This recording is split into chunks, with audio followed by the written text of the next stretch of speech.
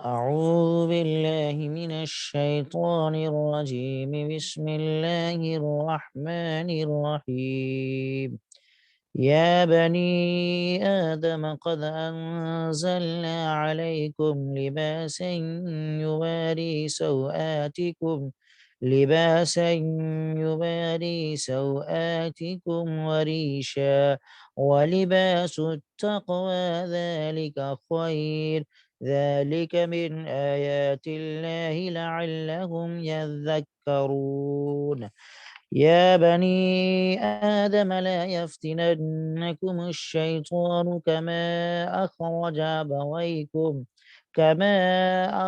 أبويكم من الجنة ينزع عنهما لباسهما ليريهما سوآتهما إنه يراكم هو وقبيله من حيث لا ترونهم إنا جعلنا الشياطين أولياء للذين لا يؤمنون صدق الله العظيم رب اشرح لي صدري ويسر لي أمري واحلل عقدة من لساني يفقه قولي رب زدني علما رب زدني علما رب زدني علما اللهم صل على سيدنا ومولانا وحبيبنا محمد وبارك وسلم. محترم ناظرین، اس وقت آپ حضرات کی خدمت میں سورہ اعراف کی آیت نمبر 26 اور 27 دو آیتیں پڑھی گئی ہیں۔ ان آیات کے اندر اللہ رب العالمین نے لباس کے تعلق سے ایک خاص اور اہم حکم نازل فرمایا ہے۔ زمانے جاہلیت کے اندر مکۃ المکرمہ کے قریب رہنے والے کچھ قبیلے ایسے تھے جو ننگے طواف کیا کرتے تھے، اور ان کا یہ خیال تھا کہ جن کپڑوں میں ہم گناہ کرتے ہیں ان کپڑوں میں ہم بیت اللہ کا طواف نہیں کر سکتے۔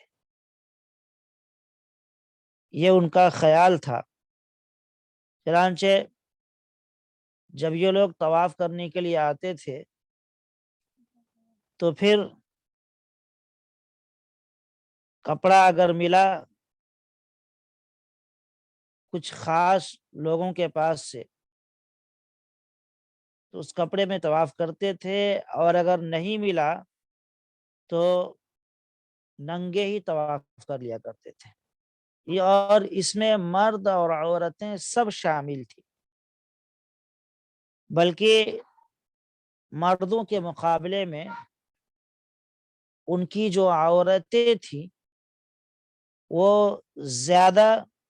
عریانیت کا اور بے حیائی کا مظاہرہ کرتی تھی۔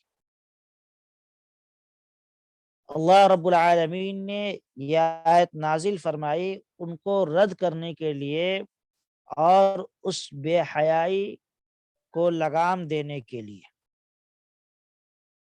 اور لباس اور کپڑوں کی اہمیت کو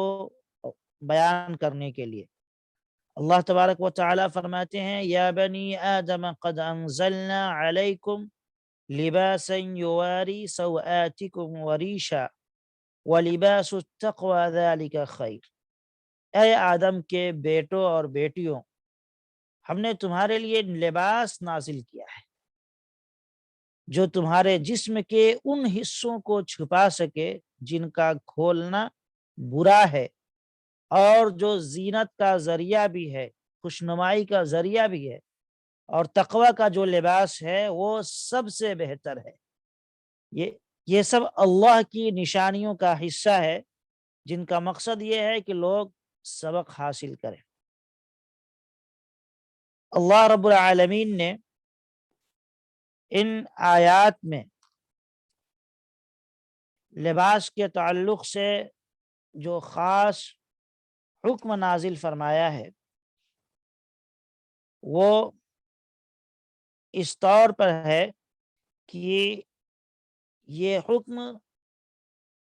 جس طریقے سے مسلمانوں کے لیے ہے، ایسے ہی یہ حکم تمام انسانوں کے لیے ہے، کیونکہ اللہ نے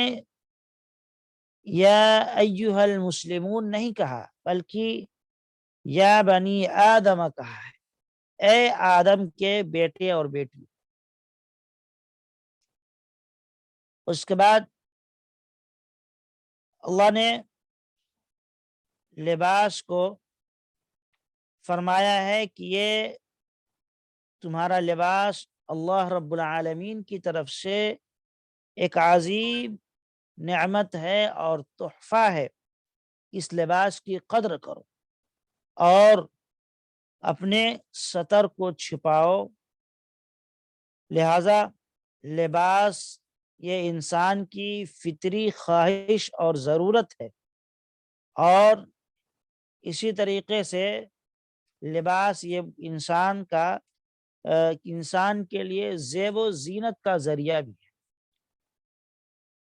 اللہ تبارک و تعالی نے اس آیت کے اندر لباس کے دو قسم ذکر فرمائے۔ اللہ نے لباس کا جو تذکرہ فرمایا ہے تو اس میں دو قسم کے لباس کو خاص طور سے ذکر فرمایا۔ ایک وہ لباس ہے جو انسان کے جسم کے چھپانے کے،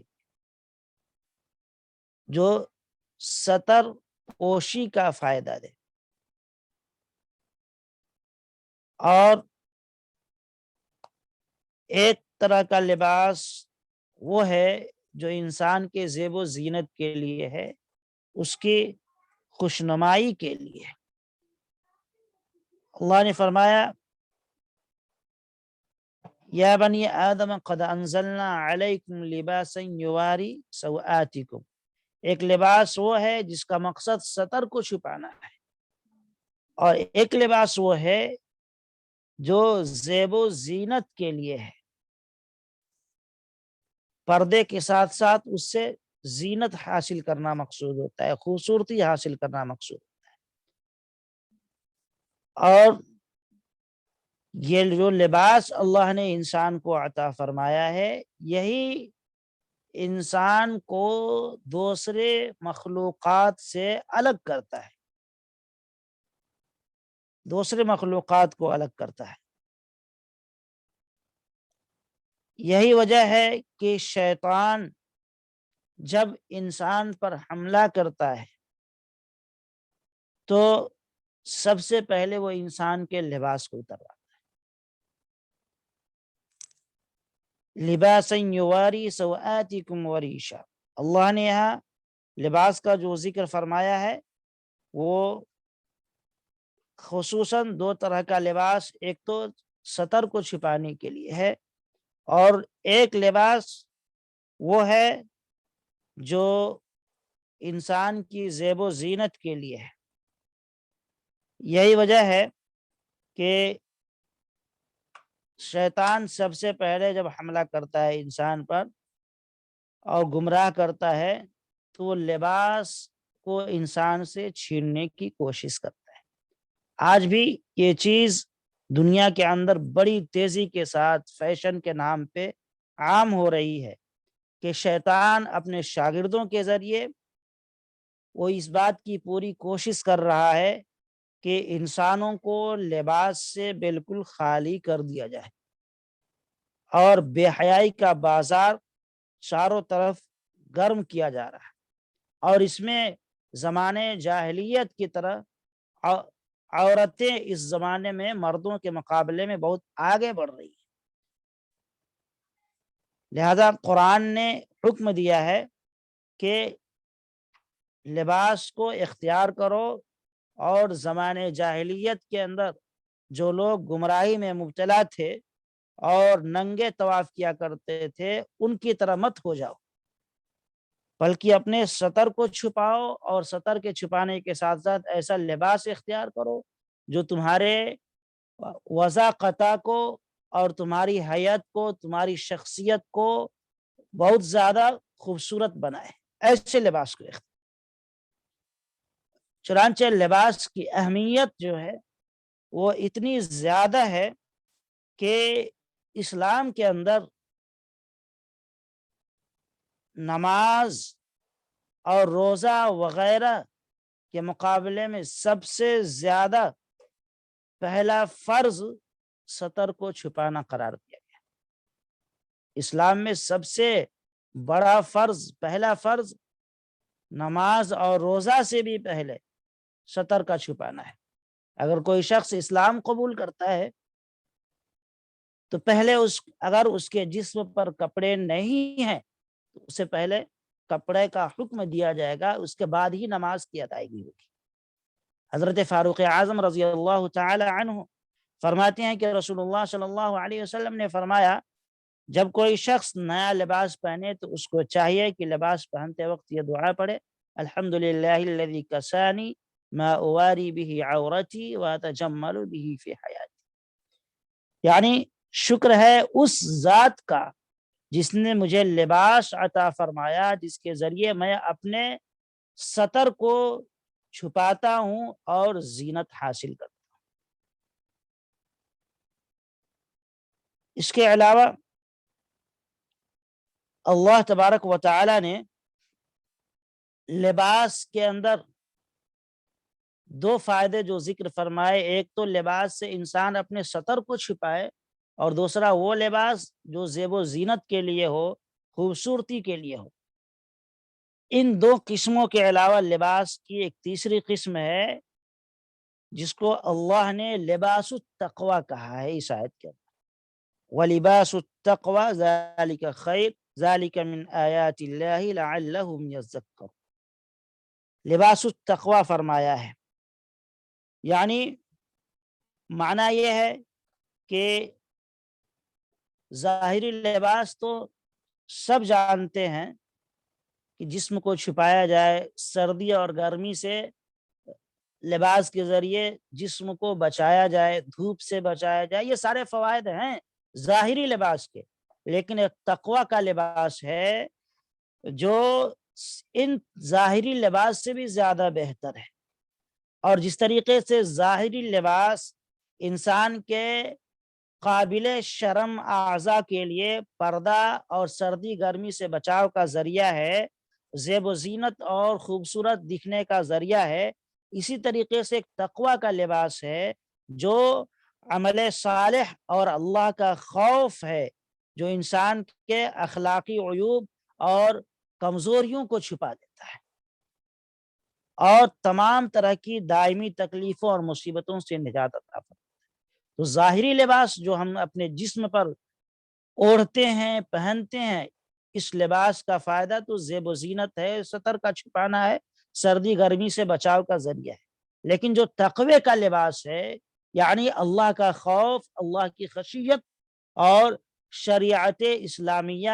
کی اطاعت اور پیروی، یہ جو لباس ہے یہ انسان کو آخرت کی عذاب سے بچاتا ہے، اور اس کے علاوہ انسان کے اندر تمام طرح کی جو روحانی بیماریاں ہوتی ہیں اور برائیوں کے اندر ملوث ہونا، نمازوں کا چھوڑنا، حسد، جلن، اور اسی طریقے سے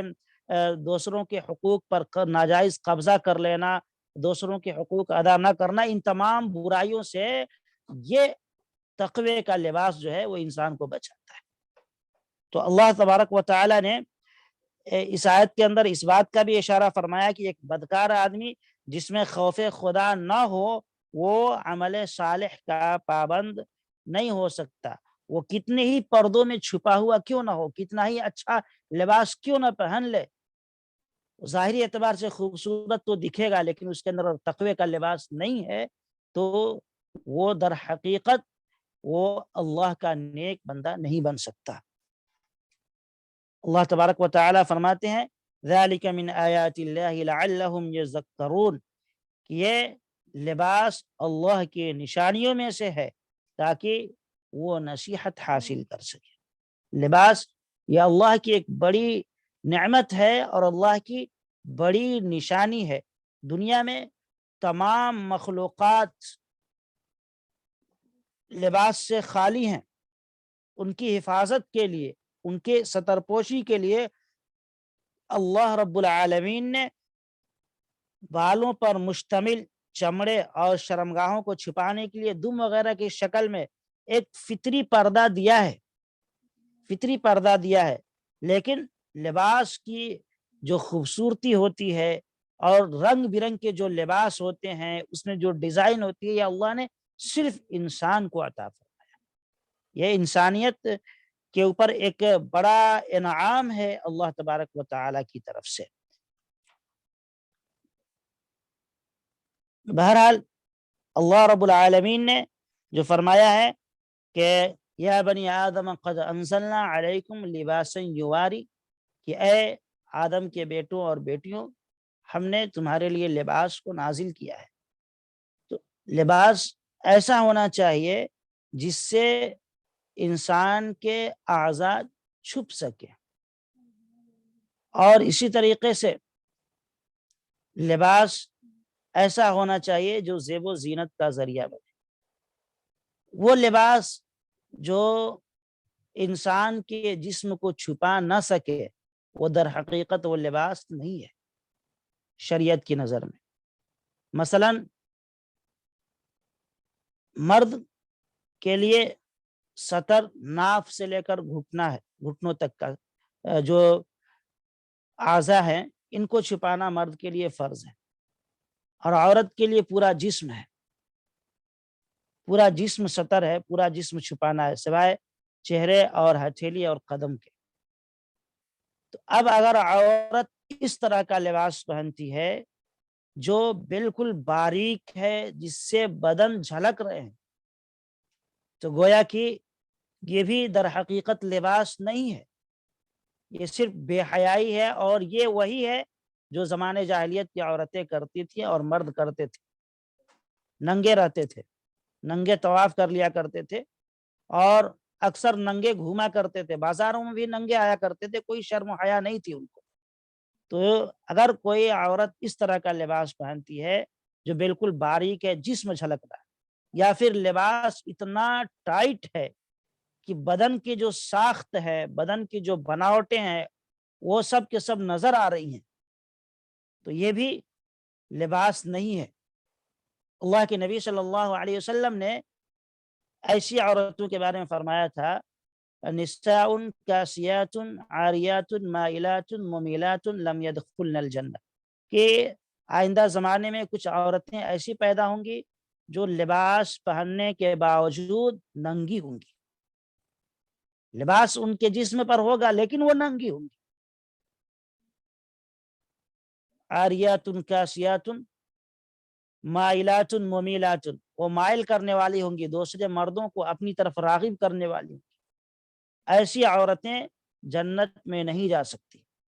وَلَمْ يَجِدْنَ رِيحَهَا، اور نہ تو جنت کی خوشبو سن سکتی ہے، جنت کی خوشبو تک سے انہیں محروم کر دیا جائے گا۔ اب محدثین نے اس حدیث کی تشریح کی ہے کہ عورتیں کپڑا پہننے کے باوجود ننگی کیسے ہوں گی۔ محدثین نے لکھا ہے باضابطہ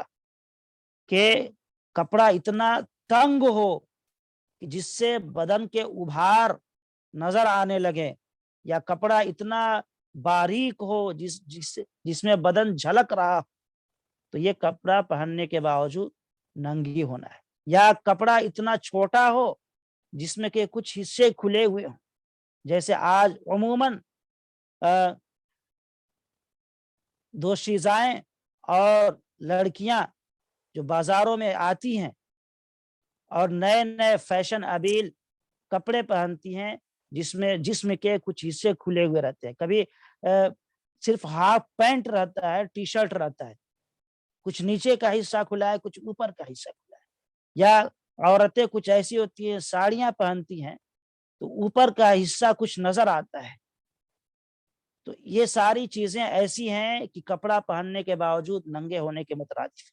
اور اللہ کے نبی صلی اللہ علیہ وسلم نے ایسی عورتوں کے بارے میں پیشین گوئی فرمائی کہ آئندہ زمانے میں ایسی عورتیں پیدا ہوں گی کپڑا پہننے کے باوجود ننگی ہوں گی۔ تو بہرحال اللہ تبارک و تعالیٰ نے فرمایا ہے کہ یہ جو کپڑا ہے یہ ایک بڑی نشانی ہے اللہ رب العالمین کی نشانی سے، اور یہ ایک بہت بڑی نعمت ہے جو انسان کو عطا کی گئی ہے۔ دوسری آیت کے اندر اللہ فرماتے ہیں یا بنی آدم لا یفتننکم الشیطان کما اخرج ابویکم من الجنہ، اے اولاد آدم شیطان تم کو بہکا نہ دے جیسا کہ اس نے تمہارے ماں باپ کو جنت سے نکال دیا تھا، اس نے ان دونوں سے ان کے لباس اتروا دیے تھے۔ اللہ رب العالمین نے نصیحت فرمائی کہ جس طریقے سے تمہارے باپ کو آدم اور حوا کو تمہارے ماں باپ کو جنت سے نکالا تھا، کہیں ایسا نہ ہو کہ تم کو بھی بہکا دے، اور اس نے ان کے کپڑے اتروا دیے تھے تاکہ انہیں ایک دوسرے کی شرمگاہ دکھا سکے۔ پوری تفصیل آپ جانتے ہیں کہ حضرت آدم علیہ السلام نے جنت کے اندر جب وہ پھل کھا لیا تھا جس سے اللہ نے منع کیا تھا، تو آدم اور حوا کے کپڑے اتر گئے تھے۔ شیطان جب کسی پر اپنا اثر ڈالتا ہے، کسی کو بہکاتا ہے، تو اس کا ایک پہلا اثر یہی ہوتا ہے کہ کپڑوں سے وہ آزاد کرنے کی کوشش کرتا ہے، جیسا کہ آج کل معاشرے میں اور سوسائٹی میں یہ بات عام ہوتی جا رہی ہے، بے پردگی اور بے حیائی پھیلتی جا رہی ہے۔ تو فرماتا ہے اللہ تبارک و تعالیٰ کا فرمان ہے كما أخرج أبويكم من الجنة ينزع عنهما لباسهما ليريهما سوآتهما إنه يراكم وقبيله